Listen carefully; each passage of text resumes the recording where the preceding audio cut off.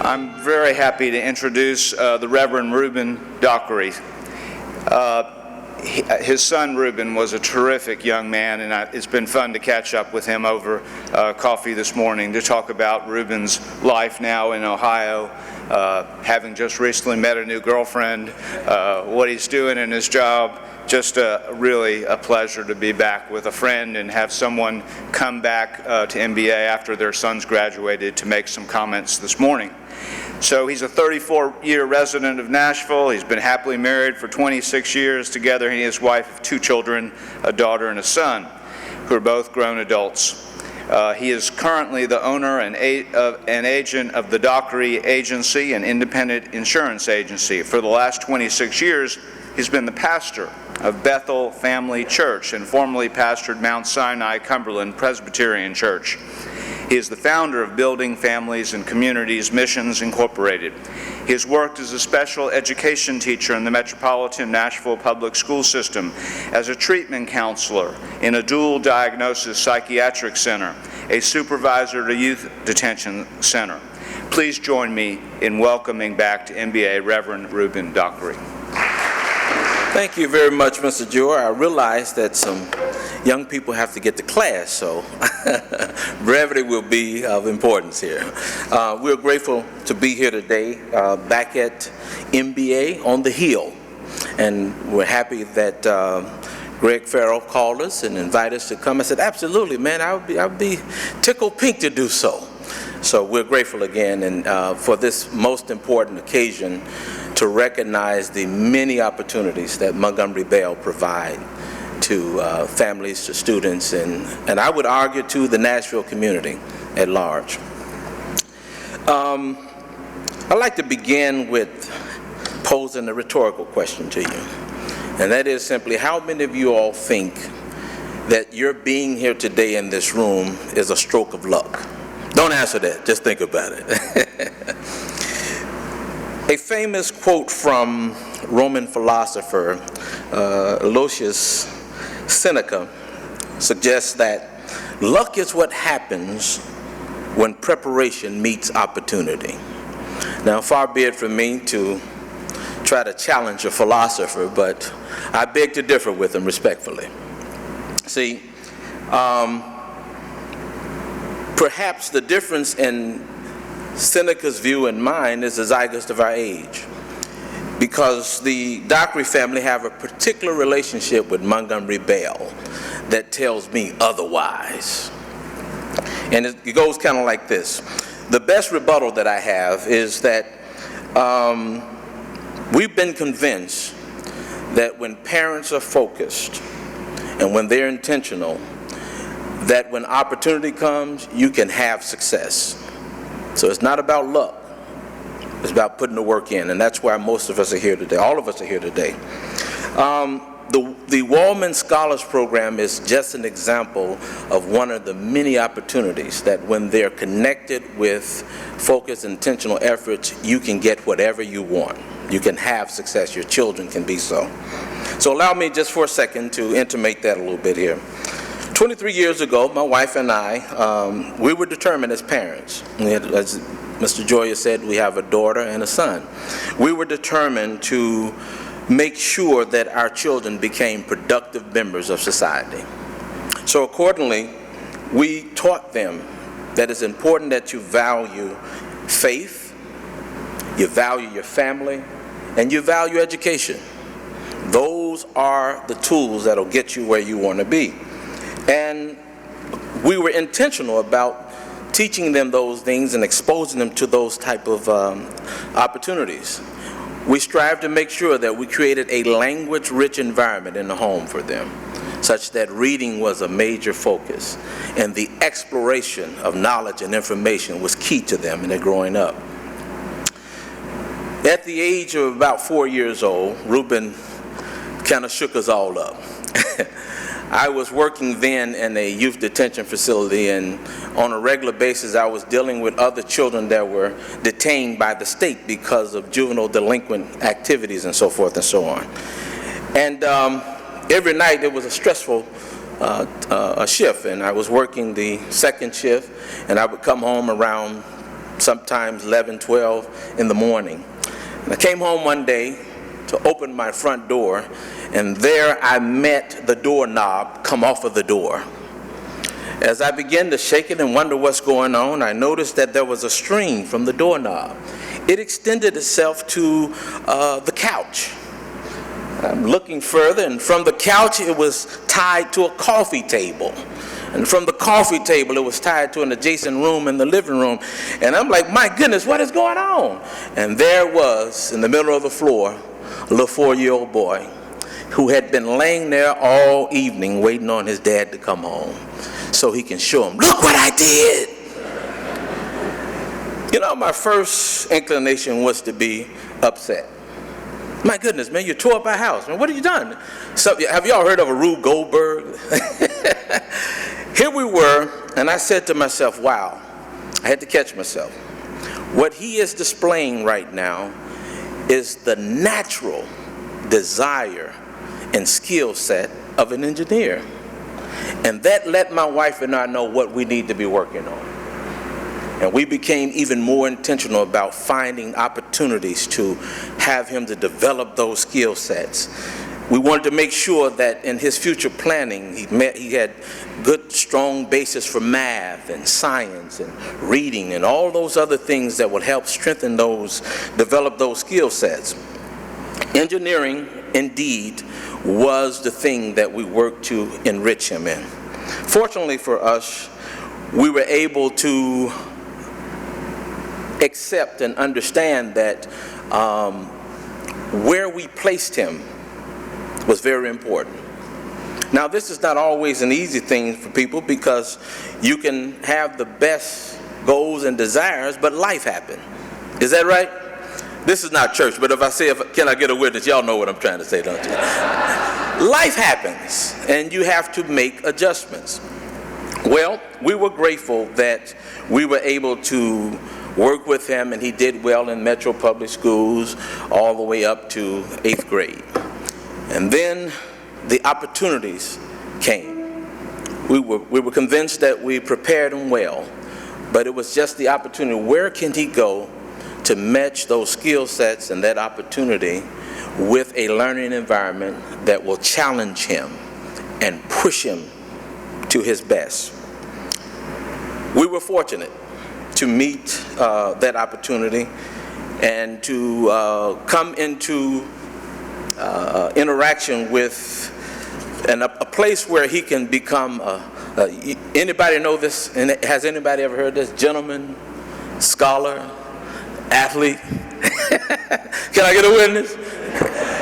Montgomery Bell Academy was the place that we found that was the perfect place for him to be able to develop those skill sets.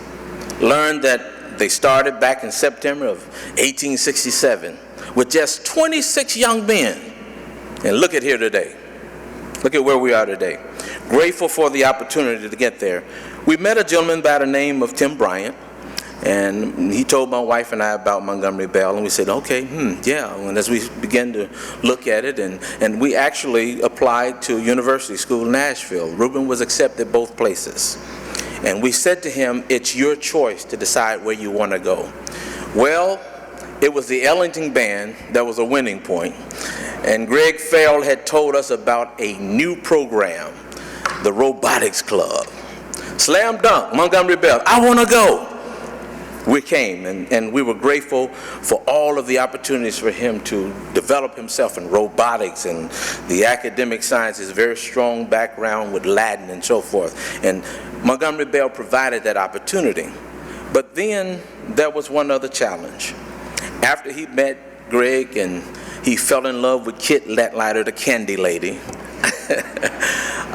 we realized that, wow, Montgomery Bell is a great opportunity, but it comes with a cost. Now, how many of you all know that anything good is worth paying for? What we realized is that this is a great opportunity. And Greg told us, fret not, we got you. And what we learned is that the Wallman Scholars Program was one of the many opportunities right here at Montgomery Bell. And while we wanted our son to be here and we were willing to make the sacrifice, that became the one thing that made it easier for us to do that. And we were grateful for that. Year after year, what we found is that this 1969 graduate of Montgomery Bell, Mr. Richard Wallman, and continuing what he learned at Montgomery Bell through his wife, that they wanted to make sure that other young people had that opportunity. And we were grateful that Reuben came here and he was able to do a great many of things. He was able to demonstrate himself and to apply all that he had learned at home and take advantage of the opportunities that were provided to him right here at Montgomery Bell. Now, I don't have any doubt.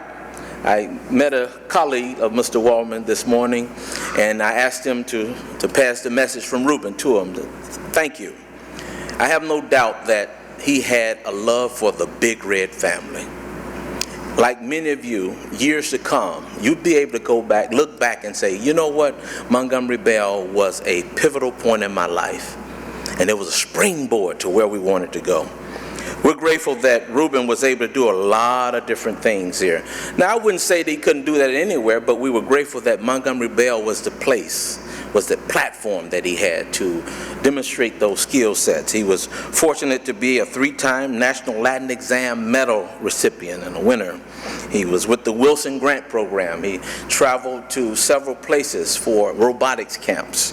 He was able to, he took 5 honors classes and 4 AP classes, National Junior Honor Society, Science Olympiad, robotics president when he graduated. He was with the ACE group and member of the chess club. He was inducted into the MLK Society. He was inducted into Totemore. Freshman, played football, basketball team. He wanted to play on the basketball team really bad, Mr. Joy, but it just didn't make the cut. And that wasn't good enough for him. He said, you know what, I'm going to stick with this. I tell you what, I'll accept the team manager position because I'm going to train with the team, I'm going to practice with the team, I'm going to travel with the team, and next year, I'll be on the team. Well, he never made the team. But he worked hard as a team manager. You understand what I'm saying? Opportunities. He was the swim team captain, though, when he left.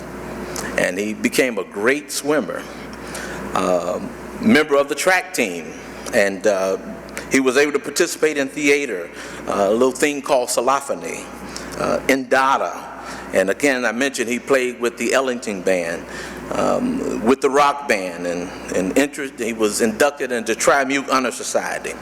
I said all these things to say that these were the many opportunities that are available. But sometimes life brings roadblocks and it calls us to back up and to rethink. But what we have to know is that when you've worked hard and you've prepared yourself, it's all right for you to take advantage of opportunities just like this one here at MBA with the Wallman Scholars Program. And I want to encourage every parent to know that it may not seem clear now, but understand that many have tread the roads and they've left the path, and we're grateful for this path right here with the Wallman Scholar Program. Now, I asked you earlier, rhetorically, if you thought that you were here because of luck. Well, I come to let you know today, it's not luck. This is because of your hard work, your determination, and your vision for your children that we benefit from this preparation and this opportunity right here at Montgomery Bell Academy. And I want you to know, you ought to give yourself a pat on the back, because you could have been anywhere. But look where we are today on this November 3rd, 2021. As I prepare to close, I suggested that there is an intentionality, in terms of reaching success. And I want to further intimate that the fact that when you combine your efforts, your actions, with opportunities that are out there are opportunities out there. And I would tell any young person, no matter what comes or what goes, you look for the opportunity, you met your skill set with the opportunity, and guess what? There's your path to success.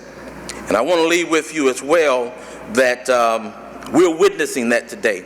I was telling Mr. Jordan, got a nice little group here. Y'all look pretty good from where I'm standing.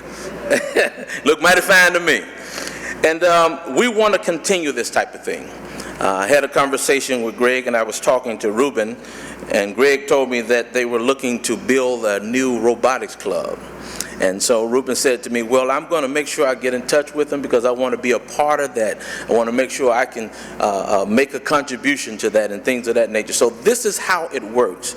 When you're blessed, you have an opportunity to share your blessing with someone else. And we're grateful, Mr. Jor, for the opportunity. He graduated in 2016. So it's been a few years now, but he still hadn't forgot the Big Red family. And we want to make sure that we continue to thank Mr. Wallman for everything that his philanthropic efforts have provided to the number of individuals that have benefited from it. I can't think of a better way to say thank you than to have this said in the words of a Wallman scholar. Quote, a few weeks ago, I had the privilege of speaking to several groups of elementary, middle, and high school age students about the field of engineering. I'm grateful to have had the opportunity to collaborate with Advantage CLE, Tennis and Education, and Elizabeth Deegan to empower the upcoming generation with knowledge about the roles engineers play in society. I believe the early exposure to different career paths is very important because it allows them to cultivate their interests while they are still young. Experiences like these enable them to confidently give an answer to the dreaded and inevitable question, what do you want to do when you grow up? And what do you want to do for a living? End quote. Ruben Yisrael Dockery Jr., mechanical engineer with W.S. Tyler in the Cleveland, Ohio area. That's the best way I can say thank you.